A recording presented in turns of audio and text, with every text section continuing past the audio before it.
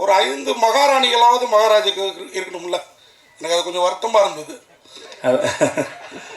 மகாராஜானா மகாராணியோடு தான் இருக்கும்னு நினச்சேன். அப்போ நாட்டை யார் தான் ஆள்றது? அந்த புறமே கதின்னு ஆகிடாதா? இல்லை, மகாராஜாக்கள் அப்படி தானே இருந்தாங்க. எல்லா மகாராஜா அப்படி இருந்ததுக்கு வாய்ப்பு இல்லை இல்லைங்க. ரைட்டு. இப்போ 50வது படத்துலேயே அந்த காலத்து மகாராஜா, 75வது 100வது படத்தில் முதல்வர், பிரதமர், கவர்னர், ஜனாதிபதி. அதாவது மகாராஜ் கீழே தான் பதவி. நீங்கள் சொல்கிறது வந்து அது கீழே போயிடுதுல இல்லையா? இல்லை, இந்த காலத்துக்கு அண்ணே மகாராஜாங்கிறது அப்படி யோசிச்சு வைக்கல. எனக்கு இந்த படத்தை மகாராஜன் வச்சதே வந்து ஒரு சாமானிய அவன் முடித்திருத்தும் தொழிலாளி, அவனுக்கு மகாராஜான் பேர் வச்சு அவனை அந்த சீட்டை சிம்மாசனம் ஆக்கினது இருக்குல்ல, அது நான் ரொம்ப ரசிக்கிறேன். ஸோ அதனால் டைட்டில் வந்து 50வது படம் அப்படி இருக்குன்னு நினச்சி வைக்கவே இல்லை. அது அமைஞ்சு போச்சு. தயாரிப்பாளரும் சுதன் சார் இருக்குன்னு நாங்கள் நினைக்கல, இயக்குனர் இருக்குன்னு நினைக்கல, அது அமைஞ்சு போச்சு. ஸோ அது வந்து ஒரு இதுவாகிடுச்சுன்னு வச்சுக்கோங்க. இந்த மகாராஜா டைட்டில் ஓகே ஸ்ட்ராங்காக எதாக வேணும்னு ஃபிக்ஸ் பண்ணது எங்கள் ப்ரொடியூசர். ஒரு ரேண்டமாக இருக்கும்போது மகாராஜான்னு சொல்லும்போது இது வச்சுக்கலான்னு சொன்னார்.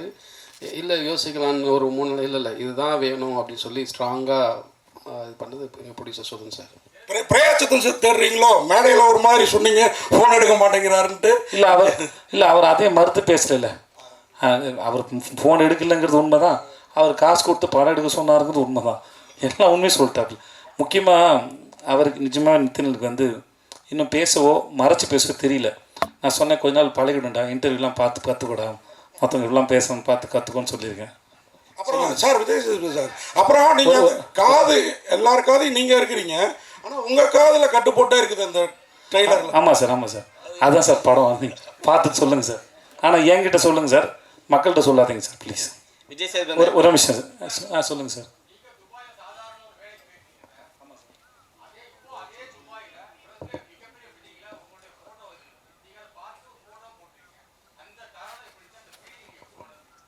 நான் இது இப்போ நான் துபாயில் எல்லா இன்டர்வியூலையும் சொன்னேன், நம்ம மக்கள்கிட்டையும் அதை பகிர்ந்துக்கல, சந்தோஷம்தான் சார். முதல்ல இதை நான் சொல்லி சலிச்சு போன கதையாக இருந்தாலும் கேட்குறதுக்கு ஒரு சுவாரஸ்யம் இருக்குன்னு நினைக்கிறேன் சார். இங்கே ஒரு கம்பெனியில் அக்கௌண்டண்ட்டாக வேலை பார்த்துருந்தேன் சார். அது பேர் GKS enterprises, cement company sir. மாதம் 3500 சம்பளம் சார். இன்னொரு ஃப்ரெண்டு சொல்லி ஹீரோ ஸ்டார்னு ஒரு கம்பெனி இருக்குது, அங்கே துபாயில் வேலை கேட்குறாங்க, அங்கே 12,000 சம்பளம்னு சொன்னாங்க, 1000 திர்ஹாம் சேலரி. என்கிட்ட அப்போ பாஸ்போர்ட் இல்லை.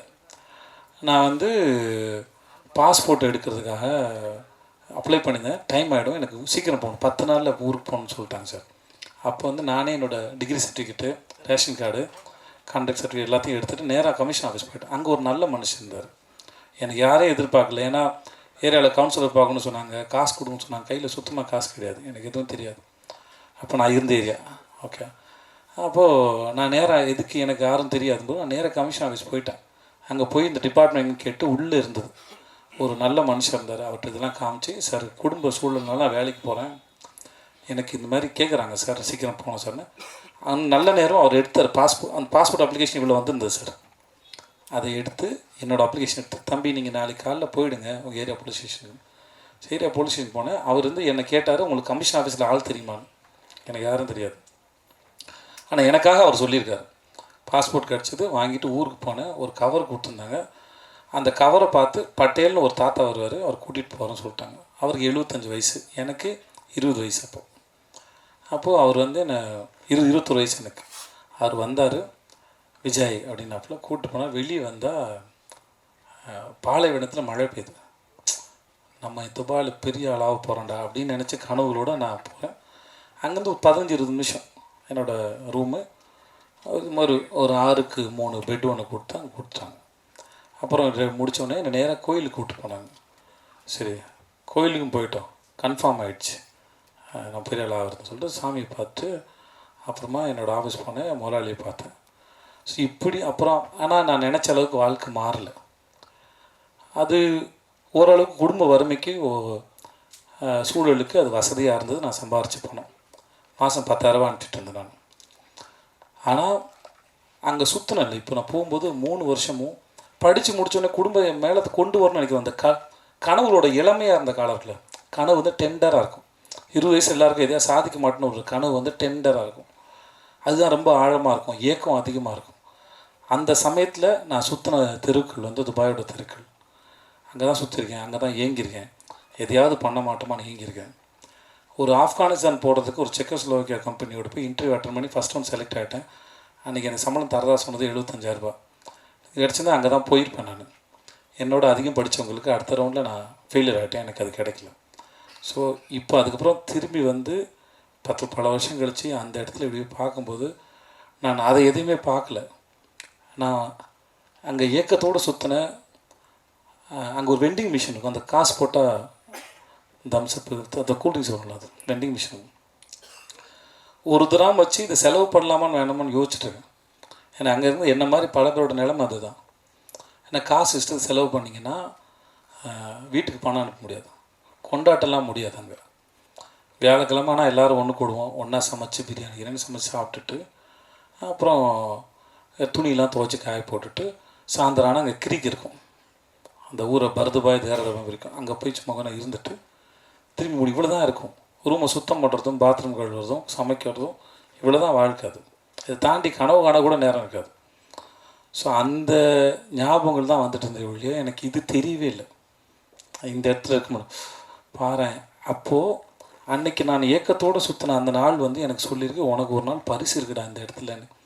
ஸோ ஒவ்வொரு நாள் பின்னாடி வேற ஒரு நாளோட சேர்ந்து ஒரு முடிச்சிருக்கு. ஒவ்வொரு விதைக்கு பின்னாடி ஒரு பெரிய மரம் இருக்குது, அதில் நிறைய பறவைகளுக்கு கூடு இருக்குங்கிறது தெரியாதுல்ல, அது அந்த விதைக்கு தெரியாது இல்லையா. அதை போல தான் ஒவ்வொரு நாளையும் நான் பார்க்குறேன், நான் நினைக்கிறேன். சரிண்ணா, ஆக்சுவலாக நடுவில் வந்து நீங்கள் வந்து ஹீரோவாக இருக்கும்போது மாதம் வந்து எல்லாத்தையும் பண்ணிகிட்டே இருந்தீங்க. அதுக்கப்புறம் திடீர்னு கேரக்டரைஸ் இறங்க ஆரம்பிச்சிட்டிங்க. எங்கே இறங்கினேன்னு சொல்லும்போது மாஸ்டர்லேருந்து எல்லாமே தனி அது இறங்குனது இல்லை, அது பேர் முதல்ல வந்து இறங்குனது இல்லை, கேரக்டரைஸ் போக ஆரம்பிச்சிட்டீங்க ஹீரோவாக. கண்டிப்பாக கிடையாது, அந்த அப்ரோச் இல்லைன்னு சொல்ல வரேன்.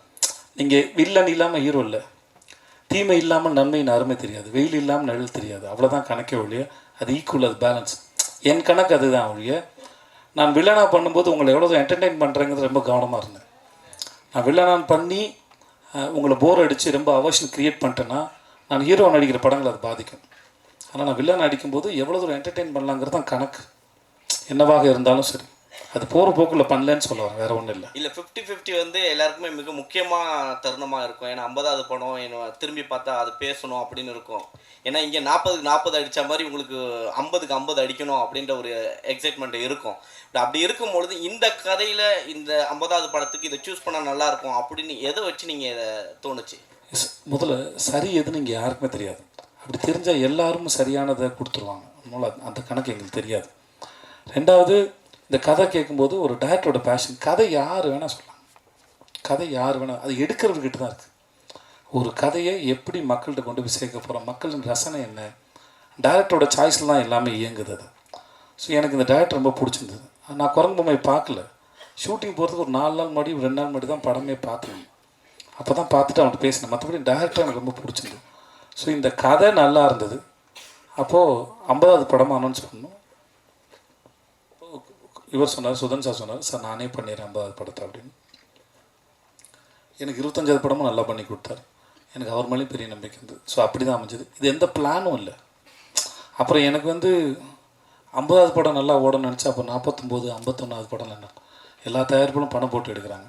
ஸோ எல்லா படமும் ரொம்ப முக்கியமான படம் தானே ஒழிய 50ங்கிறது ஒரு இந்த கடந்து வந்த பாதையை ஒரு ஞாபகப்படுத்துறதான்னு தெரியல. அதை தாண்டி வேறு உண்மை கிடையாது. எனக்கு அந்த எண்ணம் கிடையாது 50 நடிச்சிடணும், 100 பெருசாக ஓடிடணும். அப்படி பார்த்தா சீதக்காதிக்கு மாதிரி ஒரு படத்தை 25 படம் செலக்ட் பண்ணியிருக்க மாட்டேன். அந்த படம் வந்து நான் வர்றது 1/2 மணி நேரம் தான் வரேன் நான். ஆனால் ஒரு ஆர்ட் ஃபார்மோட ரெப்ரஸன்டேட்டிவ் அந்த கேரக்டர். கலை எந்த பாகுபாடும் இல்லாமல் எந்த வீட்டு பிள்ளையின் மீது கூட அது இறங்கும் அப்படிங்கிறது அந்த படம் சொல்ல வருது.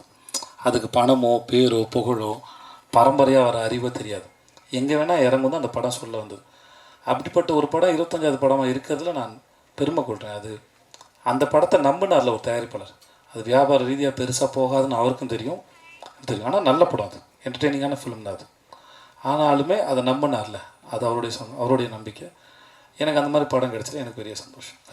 டைரக்ட் சார் ஆக்சுவலாக மகாராஜான்றது எப்பயுமே வந்து ஒரு அங்கே ஒருத்தர் கோல்டு அந்த மாதிரி தான் எதிர்பார்ப்பாங்க. பட் ஆனால் நீங்கள் மகாராஜாவில் ஃபுல்லாக பிளட்டாகவே இருக்குது. இது கவித்துவமாலாம் ஆன்சர் பண்ண தெரிலண்ணே, கதை தேவைப்பட்டுச்சு வச்சுட்டேண்ணே.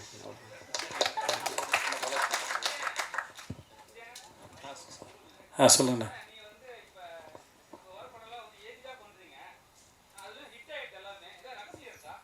படங்களில் ஏஜ்டாக பண்ணிட்டு எனக்கே போர் அடிச்சு. இப்போ நான் வந்து வேணான்னு முடிவு எடுக்கிறேன், எனக்கே போர் அடிக்குது. ஸோ சில சமயம் ரொம்ப நல்லா இருக்குது, கதை அதை நிர்பந்திக்குது. விஷயம் என்ன ஆகிடுதுன்னா, வர எல்லாருமே உங்களுக்கு பேரம்பேத்தி இருக்கான்ற வரைக்கும் சொல்ல ஆரம்பிச்சிடுறாங்க. அப்புறம் அவங்களுக்கு புரிய வைக்க வேண்டியதாக இருக்குது. நானும் எதுக்கு அந்த கேட்டை ஓப்பனாக வச்சுருக்கேன்னா, சம்டைம்ஸ் ரொம்ப எக்ஸைட்டிங்காக இருந்துச்சுன்னா, ஒரு சில கதைகள் வந்து இப்போ மகாராஜா வந்து நான் வர்றதுக்கு முன்னாடி, இல்லைப்பா எனக்கு வேண்டாம், எனக்கு இல்லை ஒரு 16-17 வயசு பொண்ணு எனக்கு பொண்ணாக அடிக்கிற மாதிரி நான் அடிக்க வேணாம்னு சொல்லி வச்சுக்கோங்களேன், நான் இந்த கதையை மிஸ் பண்ணியிருப்பேன். ஸோ இந்த மாதிரி ஒரு அனுபவம் கிடைக்கும்போது அதை வந்து, ஏன்னா இதுக்கு முன்னாடி தான் மேரி கிறிஸ்மஸ் பண்ணேன், அதில் ஒரு 30 வயசு ஆள் தான் நான் அதில். ஸோ நம்ம ஒரு சுதந்திரம் இருக்குல்ல, ஒரு ஆக்டராக நான் வந்து ஒரு லாக் பண்ணிக்காமல் இருக்கிறதுல ஒரு ஃப்ரீடம் இருக்குதா நான் நினச்சிக்கிறேன். நான் அதனால் அந்த கேட்டை இன்னும் திறந்து வச்சுருக்கேன், வேறு ஒன்றும் இல்லை. விஜய் சேதுபதி சார் 50 படத்தில் வெற்றி தோல்வி நிறைய பார்த்துருக்கீங்க. 100 கோடி 200 கோடி 1000 கோடி வரைக்கும் பார்த்துருக்கீங்க. அந்த சமயத்தில் உங்கள் மனநிலை எப்படி இருக்கு அந்த வாரம்? அதே மாதிரி தோல்வி 200 கோடி 1000 கோடிலாம் பார்க்கவே இல்லை நான். உங்கள் வசூல் அண்ணன் நீங்கள் வாட சொல்லிடுறீங்க நினச்சிக்கிறாங்கண்ணே, உண்மையாக அண்ணன் எங்கள் பிரச்சனைலாம் நீங்கள் வந்து கேட்டிங்கன்னு வச்சுக்கோங்களேன், எனக்கு எவ்வளோ பேமெண்ட் பெண்டிங்கு, என்னெல்லாம் நடந்ததுன்னு இது வசூல் அது அதை சொன்னேன்னு வச்சுக்கோங்க, சொன்னது போடாத செக்கு, கேட்காத காசுலாம் கணக்கு கேட்டிங்கன்னா நிஜமாக ஆச்சரியமாக இருக்கும். என்னதான் இருந்தாலும் படம் எடுக்க வராங்கல்ல, நம்புகிறாங்கல்ல, அதை மதிக்கிறேன். வருத்தமாக இருந்தாலும் ஒரு படம் எடுக்க வராங்கன்ற நம்பிக்கையில் தான் அது பண்ணுறோம். அவ்வளோதான். நீங்கள் என்ன கேட்டீங்க? வெற்றி தோல்வி அந்த மனநிலை எப்படி இருக்குது? வெற்றி வரும்போது அந்த வாரம் உங்கள் மனநிலை எப்படி இருக்குது? சில படங்கள் எதிர்பார்த்த அளவுக்கு போகலை, அந்த வாரம் மனநிலை ஏதாவது நீங்கள் காரணத்தை அனலைஸ் பண்ணி முடிச்சிடலாம், வேறு ஒன்றும் கிடையாது. இப்போ சில சமயம் வந்து முன்னாடி தெரிஞ்சிடும், வேறு காரணம் வேறு ஒருத்தரால் படம் உருவாச்சுன்னா ஒருத்தர் தவறுது. ஒரு படம் பண்ணுறதுக்கு நிறைய பேர் தேவைப்படுறாங்க, தன் சூழல் தேவைப்படும். அனலைஸ் பண்ணி பார்த்துட்டு அடுத்த முறை தப்பு பண்ணக்கூடாது அப்படின்னு மட்டும் நினச்சிக்கிறோம், அவ்வளோதான் இருக்குது வழியாக, மற்றபடி இல்லை. சரியாக இருந்தாலும் ஏன் இது நடந்ததுன்னு தெரிஞ்சுக்கிறதும், சரியில் இருந்த தவறு. இப்போ 96 வந்து பெரிய ஹிட் ஆச்சு. அன்றைக்கி நைட்டு வந்து பிரேம் சார் நான் ஃபோன் பண்ணேன், எல்லோரும் என்னை பாராட்டினாங்க. நான் 11 மணி இருக்கு நான் பேசினேன், சார் நான் எங்கெல்லாம் கேரக்டர் விட்டு வெளியே போகணும் நீங்கள் நினைக்கிறீங்க சார்? அவரும் ஒரு 5 இடம் சொன்னார். அது தெரிஞ்சுக்கிறது தான். அது ஒன்று வெற்றி அடைஞ்ச உடனே அது எல்லாம் சரி அப்படின்னு நான் நம்புறதில்லை, ஜெனரலாக அது நல்லதும் இல்லை. வெற்றியும் தோல்வியும் காரணத்தை ஆராய்ந்து பார்ப்பது சிறப்பதுன்னு நான் நினைக்கிறேன். ஸோ அவ்வளோதான், வேறு ஒன்றும் இல்லை சார். புதுப்பேட்டையில் தொடங்கி மகாராஜா 50 படங்கள் முடிச்சிட்டிங்க. தயாரிப்பாளர், ஸ்கிரிப்ட் ரைட்டர், டிஸ்ட்ரிபியூட்டர் எல்லாமே பண்ணிட்டீங்க. நான் டிஸ்ட்ரிபியூஷன் பண்ணல சார். இல்லை, மேற்கு தொடர்ச்சி மலை வழங்கின நான் ப்ரொடியூஸ் பண்ண தயாரிப்பாளர். சரி, இப்போ டைரக்டர் விஜய் சேதுபதியை எப்போ பார்க்க போகிறோம்? நிஜமாக ரொம்ப ஆசை இருக்குது, உண்மையாக வேறு மாற்றுக்கத்தில் ஆசை இருக்குது.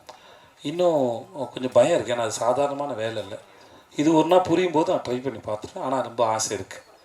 எனக்கும் வந்து கதை சொல்ல தெரியணும், அது அந்த அந்த ஃப்ரேமுக்குள்ளே கதை சொல்ல தெரியணும், அந்த அறிவு வரணும்.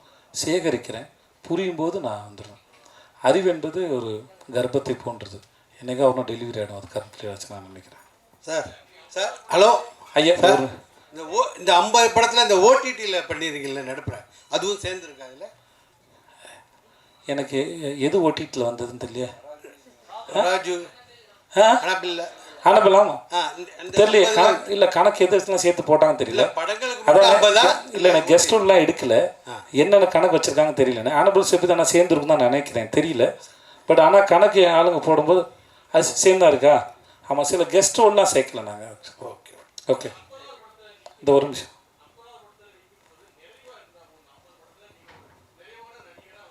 சார் நிறைவு அடையலை சார், நிறைவு அடைஞ்சிட்டா அது முடிஞ்சு போச்சுன்னு அர்த்தம் சார். அது ஸ்டேட்மெண்ட்டுக்காக சொல்லலை சார். இன்னமும் ஒரு முறையும் கேமராமேன் நிற்கும்போது நிறைய கேள்வி நமக்கே இருக்குது சார். அது சில சமயம் படம் நடித்து முடிச்சதுக்கப்புறம் இப்போ நம்ம டிஜிட்டல் இருக்கிறதுனால சார், ஃபிலிம் இல்லை சார், அதனால் வந்து சில சமயம் வேறு ஆங்கிள் அப்ரோச் பண்ணலாம், கேட்கலாம் முடியுது. ஒரு பர்ஸ்பெக்டில் ஒரு சீன் அப்ரோச் பண்ணி முடிச்சுட்டு இதுக்கு வேறு ஒரு ஆங்கிள் தோணுது, அதையும் ட்ரை பண்ணி பார்த்துலாமான்னு தோணுது, போஸ்ட்டில் வச்சுக்கலாம். மேரி கிறிஸ்மஸ் எனக்கு அந்த மாதிரி நிறைய அனுபவம் இருந்தது. நான் ஸ்ரீராம் சாரோட நடிக்கும்போது ஒரு 4-5 சீனுக்கு ஒரு 2-3 வேரியேஷன்ஸில் நடித்தோம் நாங்கள். ஸ்ரீராம் சார் எப்படின்னா, அவர் ரொம்ப ஓப்பனாக இருப்பார். அதனால் விஜய் எனக்கு நீங்கள் பண்ணிவிடுங்க, இது நல்லாயிருக்கு, அதையும் பண்ணிவிடுங்க, நல்லாயிருக்கு, நான் எடிட்டிங் டிசைட் பண்ணிக்கிறேன்னு சொல்லுவார் அவர். ஸோ அந்த மாதிரிலாம் நிறையா இதெல்லாம் கிடைக்கும். ஸோ எவ்வளோ கலை என்பது அதான், எவ்வளோ தேடினாலும் எவ்வளோ தோணினாலும் அது அமிர்தம், அது வந்துக்கிட்டே தான் இருக்கும், அது வந்து குறையாது. ஸோ அதனால் அந்த எக்ஸ்பீரியன்ஸ் தான் சார் ரொம்ப அழகு. ஒரு ஸ்டேஜுக்கு மேலே தன்னிறைவு அடைதல் இல்லைன்னு நினைக்கிறேன் ஆர்ட் ஃபார்ம் பொறுத்த வரைக்கும். அதை நீங்கள் எக்ஸ்பீரியன்ஸ் மட்டும் தான் உங்களை வந்து என்ஹான்ஸ் பண்ணும், இல்லை என்கரேஜ் பண்ணும், இல்லை அதை வாழ்கிறத சுவையை வந்து ரசிக்க வைக்கும் நான் நினைக்கிறேன். விஜய் சேவி சார், நீங்கள் நடித்த 50 படத்தில் தனிப்பட்ட முறையில் பிடிச்சிங்கன்னா கடைசி விவசாயி எனக்கு, ஆண்டவன் கட்டளை, சூப்பர் டீலக்ஸ், அந்த மாதிரி நீங்கள் ரொம்ப ரசித்து பண்ண படம் என்ன படம்? ரொம்ப கஷ்டப்பட்டு மன ரீதியாக உடல் ரீதியாக பண்ண படம் என்ன படம்? நீங்கள் சொன்ன படம் கடைசி விவசாயம் இருக்குல்ல சார், ரொம்ப கஷ்டம் சார். அது ஸ்பிரிச்சுவல் வந்து உணர்றது இல்லையா சார், அதுக்கு பெரும் காலம் எடுக்கும். அது ரொம்ப கஷ்டப்பட்டேன், அதை தொடர்றதுக்கு ரொம்ப கஷ்டப்பட்டேன். அதை நான் வந்து ஸ்பிரிச்சுவாலிட்டி வந்து அவ்வளோ சாதாரண விஷயம் நான் நினைக்கிறேன். நான் எல்லாத்தையும் சரண்டர் பண்ணி அப்படியே ஏற்றுக்கிற ஒரு தன்மை வரணும். அது எனக்கு இன்னும் வாழ்க்கையில் வரல. ஆனால் அது பெர்ஃபார்ம் பண்ணும்போது அது ஃபேக்காக பண்ணிடக்கூட ரொம்ப மெனக்கேட்டேன். ஓரளவு நான் தொட்டான்னு நினைக்கிறேன். அது பண்ணும்போது எனக்கு எப்படின்னா, அங்கே மக்கள் வந்து என்னை நம்பினாங்க. நான் விபூதி இங்கே வச்சுருந்தேன், அந்த சுருக்கு பையிலேருந்து அடிச்சுன்னா கையில் விபூதி வந்துடும், உள்ளே கை விடுது, இப்படி அடித்தாலே வந்துடும். வரிசையில் நின்று என்ன வர வேணும்னு கேட்பேன். மழை பெய்யும், காடு நல்லா இருக்கும் போங்க, அடுத்து என் புள்ள நல்லா இருக்கும், புள்ள நல்லா படிக்கும் போ அப்படின்னு எல்லோரும் விபூதி பூசுவேன் நான். அது நான் வந்து மனசார தான் நான் அதை செஞ்சேன். நான் அந்த கதாபாத்திரம் ரொம்ப ரசித்தேன். நான் எழுதுனத மணிகண்டன் கேட்டேன், எப்படி தர அது எழுதுனீங்க அப்படின்னு. ஸோ அது ரொம்ப கஷ்டமானது. சூப்பர் டீலர்ஸும் சாதாரணமான விஷயம் இல்லை. அது குமாரராஜான்னு அந்த ஒரு மாபெரும் அந்த டைரக்டர் இல்லாட்டி அந்த மாதிரி கதையை வேறு யாரும் நம்பி நான் போயிருப்பேனான்னு கூட எனக்கு தெரியாது. ஏன்னா அந்த படம் நான் என்ன நம்பி போகவே இல்லை. பாலகுமார் ரொம்ப கஷ்டப்பட்டிருக்கேன். நிறையா படம் இருக்குது. அது சில சமயம் உங்களுக்கு படமாக தெரியாது, சில சீனில் போய் நிற்கும்போது எம்டி ஆகிடும். ஒரு இடம் இரவி பண்ணும்போது காத்திட்டு நான் கேட்டிருக்கேன். ஒரு சீன் பாவி அடித்து கொள்கிற சீன் ஒன்று இருக்கும். அன்றைக்கி எனக்கு வாழ்க்கையிலையும் பிரச்சனை இல்லை, ஒன்றுமே இல்லை. ஆனால் நடிக்க வரல, அன்றைக்கி நடிக்க வரல. நான் சொன்னேன், தலைவா நடிக்க என்னன்னு தெரியல, வரல தலைவா, மைண்டில் ஒன்றுமே இல்லை தலைவா, வீட்டில் சண்டை இல்லை, எந்த பிரச்சனையும் இல்லை தலைவா, கடன் தொல்லை இல்லை, ஆனால் ஏன் தெரியல தலைவா, மைண்டு ரொம்ப எம்டியாக இருக்குது, இன்றைக்கி ஒரு நாள் மட்டும் என்னை பொறுத்துக்கிட்டு எதாவது காப்பாற்றுங்கன்னு. அன்றைக்கி வேறு சீன் எடுத்தார், அந்த சீனெல்லாம் நடிக்க முடியல. ஸோ இந்த மாதிரி ஒரு படம்னு இல்லை, ஒரு கேரக்டர்னு இல்லை, சில சமயம் ரொம்ப சாதாரணமான விஷயம். கூத்துப்பேட்டில் முதல்ல போகும்போது நீங்கள் நடிகரான்னு உங்களை அப்சர்வ் பண்ணுறது செக் பண்ணுவாங்கன்னா எஞ்சி போய் அந்த சுவிட்சு போடுங்கன்னு சொல்லுவாங்க. சாதாரணமாக சுவிட்சு போட்டு போயிடும்ல, 10 பேர் முன்னாடி உட்காந்துக்கும் எஞ்சி போய் சுவிட்சு போடும்போது ரொம்ப கான்சியஸ் ஆகிடும். அதுவே நடிப்பு தான் சொல்லப்படுது. ஸோ நடிப்புங்கிறது மிக அற்புதமான காட்சியோ கஷ்டமான காட்சியோ அழுது நடிக்கிறதில்ல, எல்லாமே அதுக்குள்ளே பொருந்தும், அந்த நிலையில் உட்காரதான் பொருந்தும். ஸோ அப்படி எல்லாத்தையும் சாதாரணமாக எடுத்துக்க முடியல. இப்போ இந்த படத்துலேயே சில காட்சிகள்லாம் இருக்குது, நான் ரொம்ப கஷ்டப்பட்டேன். இப்போ நீங்கள் கல் தூக்கி போடுறது பார்த்தீங்களா, ஒரு கடைசியில் ஒன்று பார்த்தீங்களா, அதில் நீங்கள் படம் பார்க்கவும் தெரியும், அவ்வளோ எக்ஸ்பிரஷன்ஸ், அதில் அவ்வளோ கணக்கு இருக்குது. நீங்கள் கதை பார்த்துட்டு வரும்போது அந்த இடத்துல உங்களுக்கு அத்தனை சேர்ந்து வந்துடணும், நான் அதை தொட்டுறணும் உங்களுக்கு. நான் அதை கொடுக்கலன்னா அந்த இடத்துல நான் என்ன முதல்ல ஏமாற்றிக்கிறேன்னு அர்த்தம். ஸோ அதனால் இப்படி எல்லாத்துக்கும் ஒரு கணக்கு இருக்குன்னு சொல்லுவார், வேறு ஒன்றும் இல்லை. விஜயண்ணா இங்கே ஹாய்ண்ணா.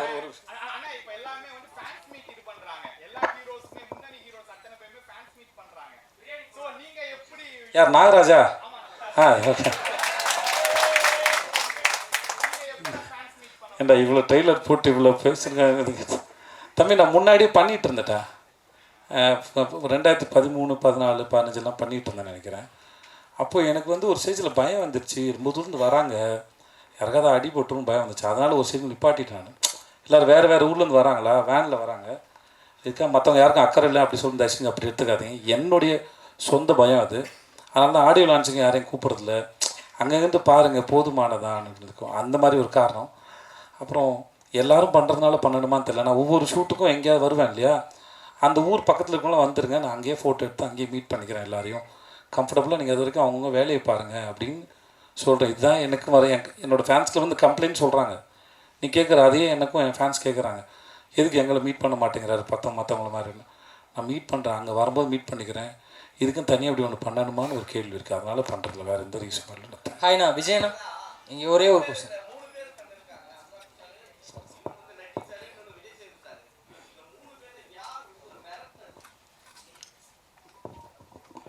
இவர்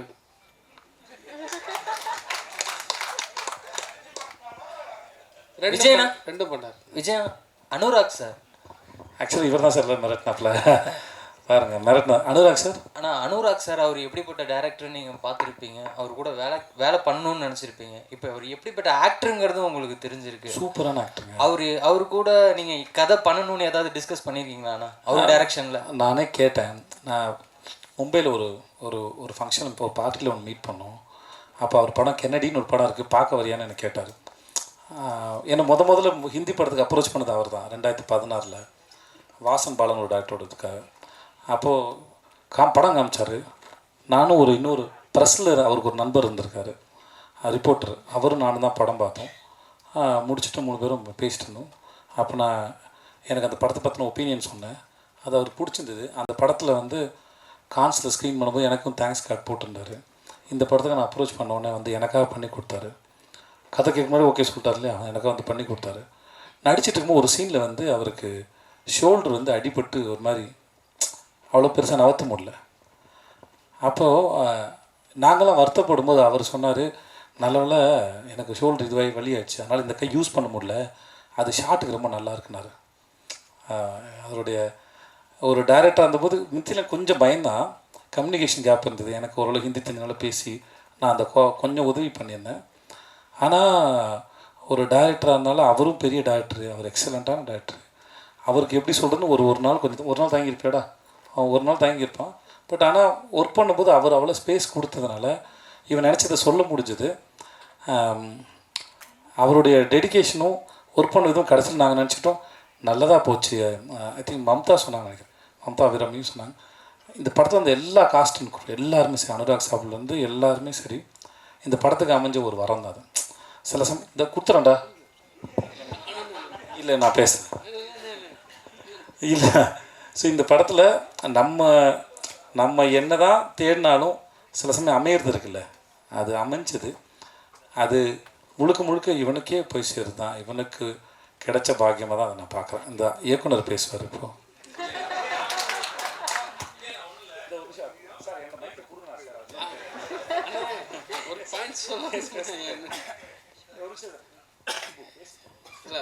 அனுராக் சார் ஒரு சீனில் படியில் விழணும். அவர் பாடி ரொம்ப ஃபேட்டாக இருக்கும். நமக்கு அது ரொம்ப சார் நீங்கள் லைட்டாக விடுற மாதிரி பண்ணிக்கோங்க, டூப் வச்சு மேட்ச் பண்ணிக்கலாம் அப்படின்னு சொல்லி நமக்கு அது தெரியல, ரொம்ப பிடிச்ச மனுஷனால ஒரு மாதிரி ஒட்டிக்கிட்டு குழந்த மாதிரியே ஒட்டிக்கிட்டு அவர் பார்த்துட்டு ஏதோ பண்ணிகிட்டு இருந்தேன்.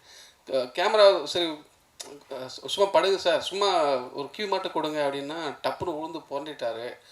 அது கேமரா தெரியாது, நான் பாட்டு உள்ளே போயிட்டாங்க. அவர் பிடிச்சி திட்டாரு, அறிவு நீ டைரக்டர் அது என்னது அப்படின்னு சொல்லி திட்டிட்டு அப்புறம் கூப்பிட்டு வச்சு பாடம் எடுத்தார். இப்படி இருக்கணும், நீ பயப்படக்கூடாது, யார் என்ன இருந்தாலும் அப்படின்னு சொல்லி கிட்டத்தட்ட அதுக்கடுத்து ஒரு லென்த்தாக உருண்டிட்டு வரணும். அண்ணா சொன்ன மாதிரி கை உடஞ்சி போச்சு. கொஞ்சம் இதில் மட்டும் வாங்க சார், நீ நடந்து வந்தலான்னா அது இல்லை, நீ உங்களுக்கு என்ன தேவையை எடுத்துக்கலாம்னு சொல்லிட்டு உருண்டிட்டே வந்துட்டுருக்காரு. தவந்து வந்துட்டு இருந்தார். அது ஒரு இதுவாக இருந்தது. நம்ம பெருசாக பார்த்த ஒரு ஆள் என்ன எப்படி இது பண்ணுறாரா அப்படின்னு அந்த அந்த எமோஷனை எப்படி என்ன சொல்ல தெரியல. ஏதாவது ஒரு விஷயம்னா தப்பானா என்ன சொல்லி அண்ணன் வச்சுப்பேன். அண்ணன் இல்லாத சீனில் ரொம்ப கஷ்டப்பட்டேன். அவர் நிறைய இடங்கள் கூட உதவி பண்ணிகிட்டே இருந்தார். ரொம்ப நன்றி. விஜய் சேதுபதி 2 கொஸ்டின் உங்கள்கிட்ட.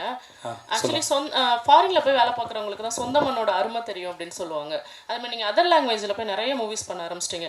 ஸோ நீங்கள் தமிழ் சினிமாவோட அருமையை அங்கேருந்து பார்க்கும்போது என்னென்ன விஷயங்கள் ஹைலைட்டாக தெரிஞ்சுது, எந்தெந்த விஷயங்கள்லாம் உங்களுக்கு சார் தமிழ் சினிமாவில் இதெல்லாம் இருக்குது அப்படிங்கிற மாதிரி நீங்கள் சொல்லலாம்? முதல்ல எனக்கு இன்னமும் அந்த அளவுக்கு சென்ஸ் வரல. ஏன் சொல்கிறேன்னா இன்னமும் அந்த மொழியும் கலாச்சாரம் முழுசாக புரியல.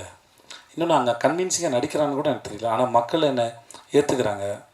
அவங்க மக்கள் செல்வன் சொல்லும்போது நல்லாயிருக்கு கேட்குறதுக்கு.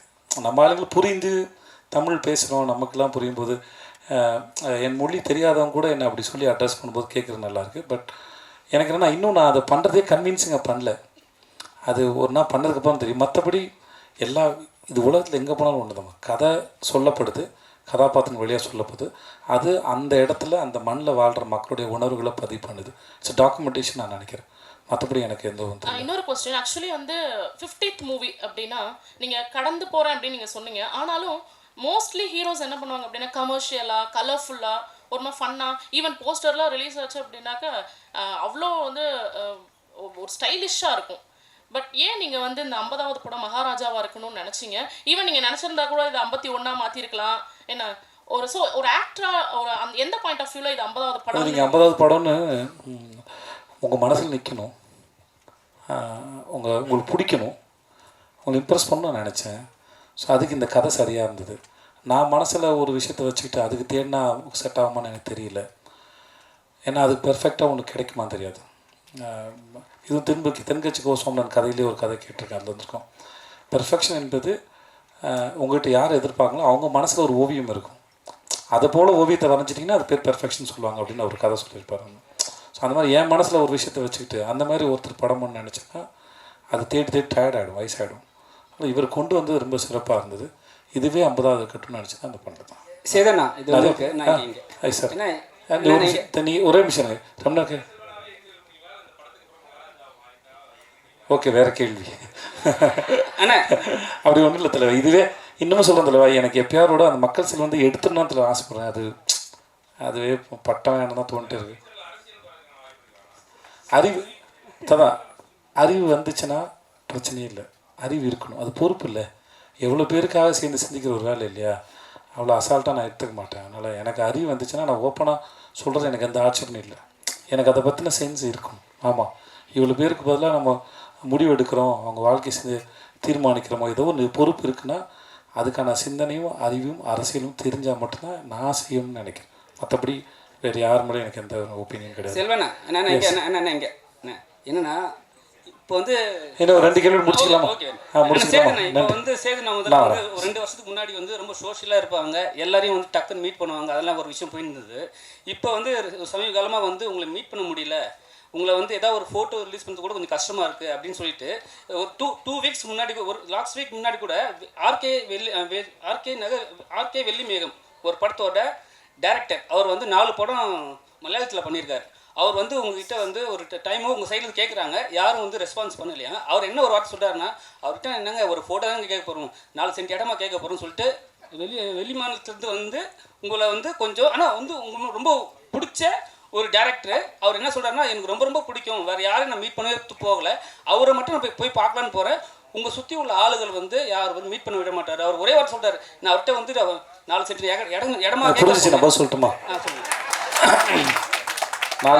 என்ன தெளிவாக சொன்னது எனக்கு புரியும். அதான் எனக்கு புரிஞ்சுது. இல்லை எனக்கு புரிஞ்சிச்சு. நான் இதுக்கு பதில் ஒன்றும் இல்லை. ஏன்னா ட்விட்டரில் போய் பார்த்தீங்கன்னா தெரியும், என் படங்களோட மற்றவங்க படம் தான் அதிகம் ரிலீஸ் பண்ணியிருப்பேன். நீங்கள் கம்பேர் பண்ணி பாருங்கள். இது இன்னொரு ஹீரோவுடைய வேறு யாராவது, நீங்கள் நான் பேர் சொல்லக்கூடாது, வேறு ஒரு 5-6 ஹீரோக்கள் யாராவது எடுத்துக்கோங்க, அவங்க எவ்வளோ மற்ற படங்கள் ரிலீஸ் பண்ணியிருக்காங்க, நான் எவ்வளோ ரிலீஸ் பண்ணியிருக்கேன்னு பாருங்கள். அப்புறம் ஒரு ஸ்டேஜுக்கு மேலே சொல்லுவாங்க, நான் வர எல்லாத்தையும் பண்ணிகிட்டு இருந்தேன், சிலது வந்து நல்லா இல்லாததையும் பண்ணிகிட்டு இருந்தேன். அப்போ சில பேர் கம்ப்ளைண்ட் பண்ணாங்க, நீங்கள் பண்ணாதீங்க, அதை நம்புகிறோம் நாங்கள் அப்படின்னு சொன்னாங்க. அதனால் ஓரளவு எங்களுக்கு பிடிச்சதை பண்ணிகிட்ருப்போம். 2வது அண்ட் 3வது, இவங்க சொன்னோன்னே மீட் பண்ண முடியாத சூழல் எல்லாருக்கும் இருக்கும்ல. நான் ஊரில் இருந்திருக்க மாட்டேன், வெளியே போயிருப்பேன், ஏதாவது ஒன்று இருக்கும் இல்லையா. அவர் எப்படி அவர் வேலைகள் பிஸியாக இருப்பாரோ அந்த மாதிரி நானும் என்னோடய வேலைகள் பிஸியாக இருப்பேன். நிறைய பேர் நிஜமும் நேரம் கிடையாது தான், இருந்தாலும் நான் மீட் பண்ணி சந்தித்து ஃபோட்டோ எடுத்து தான் இருக்கேன். அதுக்கு உதாரணமாக நீங்கள் கடந்த 1 மாதமாக, ரொம்ப நாள் முன்னாடி போனேன், கடந்த 1 மாதம் இல்லை 2 மாதமாக நான் எத்தனை படங்கள் ரிலீஸ் பண்ணிருக்கேன்னு பார்த்தீங்கனாலே உங்களுக்கு தெரியும். என் நண்பர் ஒருத்தர் வந்து அவருடைய இது ரிலீஸ் பண்ண சொல்லி கொடுத்தாரு. நான் போஸ்டர் பார்த்தேன், போஸ்ட் நிஜமாகவே எனக்கு கன்வீன்சிங்காக இல்லை, ஆனால் இந்த படம் வேணாமே அப்படின்னு அவர்கிட்ட சொல்லியிருக்காங்க. ஸோ எனக்கு பிடிக்கணுங்கிறது தான் கணக்கு ஒழிய, மற்றபடி சினிமாவில் இருக்கிறதுனால என் படத்தை மட்டும் ப்ரொமோட் பண்ணணுன்ற அவசியம் எனக்கு கிடையாது. என்னுடைய பாப்புலாரிட்டி இன்னொரு படத்துக்கு ஓரளவு லிஃப்ட் பண்ணணுன்னா அதை செய்யணுங்கிறது தான் எண்ணம். நீங்கள் சும்மா செக் பண்ணி பாருங்கள், அது நான் சொன்னால் நல்லா இருக்காது. அன்பு முத்தங்கள் குறைச்சி போச்சுன்னு சொல்கிறாங்க. அன்பு முத்தங்கள் இல்லை, இப்போ ஏர்போர்ட்டில் கூட்டத்தினரில் கேட்கும்போது கொஞ்சம் கூச்சமாக இருக்குது. நீங்கள் ஷூட்டிங் ஸ்பாட்னா பரவாயில்ல, ஏர்போர்ட்டில் கேட்கும்போதெல்லாம் அது இப்போ அங்கேயே உட்காந்து எல்லாம் கொடுத்துருமில்ல. அங்கே எல்லோரும் நிறைய பேர் போயிட்டுருக்காங்க, வேறு மொழி பேசுகிறவங்க, என்னடா அவன் எல்லாருமே கிஸ் வச்சுன்னு நீங்கள் மாட்டாங்களா, அது தவிர வேறு ஒன்றும் இல்லை.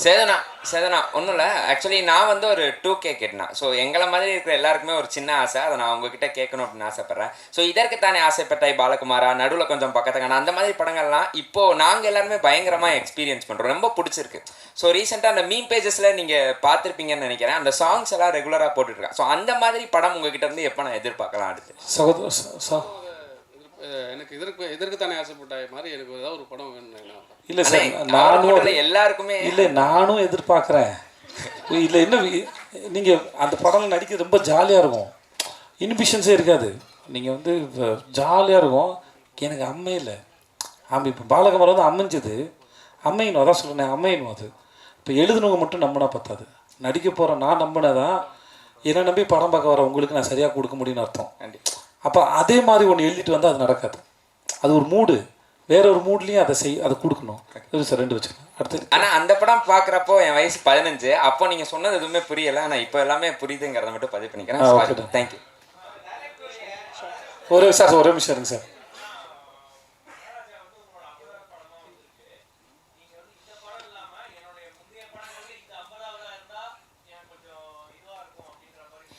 இல்லை அப்படி எதுவும் யோசிக்கல, நிஜமாக யோசிக்கல. எனக்கு அதாவது 50ங்கிறது உங்களுக்கு தான் ஜென்ரலாக நம்பர் தானே ஒழிய நானும் அதை பெருசாக கன்சிடர் பண்ணல. எல்லா படத்தோட வெற்றி முக்கியம். கடைசியாக முடிச்சிக்கலாம் சார். சார் ரொம்ப நேரம் அது கேளுங்க சார். ஒரே நிமிஷம். இவர் ரொம்ப நேரமாக ஒரு பெரிய மனுஷன் கேட்டே இருக்காப்புல சார். பதில் சொல்லிக்கிறேன், நீங்கள் கேளுங்க. மொத்தமாக வெள்ளை கலர் டை அடிச்சு வந்துருக்கீங்கன்னு நினைக்கிறேன். இல்லைண்ணே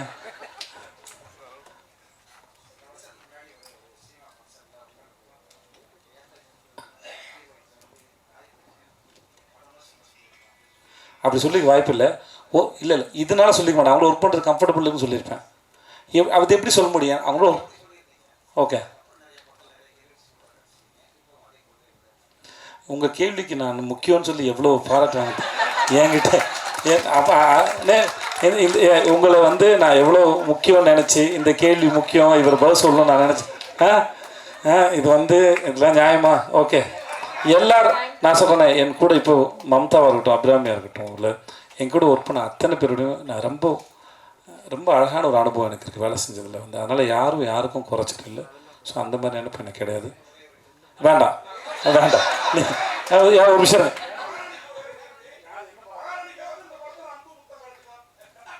சார், அது கரெக்டு. இதுக்கு இல்லை நீங்கள் படம் பாருங்கள், தெரியும் மகாராணி யார் இந்த படத்தில் உங்களுக்கு.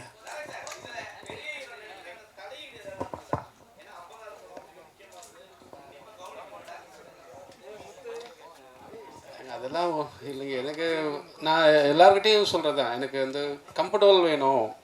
நான் எல்லாத்தையும் சொல்லணும். நான் இப்போ சேதானங்கிட்டலாம் என்னோட சொல்லுவேன். ஆனால் இது பாருன்னு தெரில.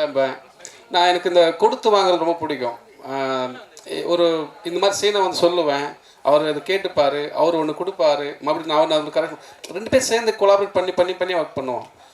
அது அப்படி தான். மற்றபடி எனக்கு எந்த சார் எனக்கு கொடுத்து பரிசு கொடுத்ததுக்கும் 50 படத்துக்கு என்னை பாராட்டு தெரிவித்த சங்கத்தை சார்ந்த அத்தனை பேருக்கும் ரொம்ப நன்றி. வந்தவங்க எல்லாருக்கும் ரொம்ப நன்றி.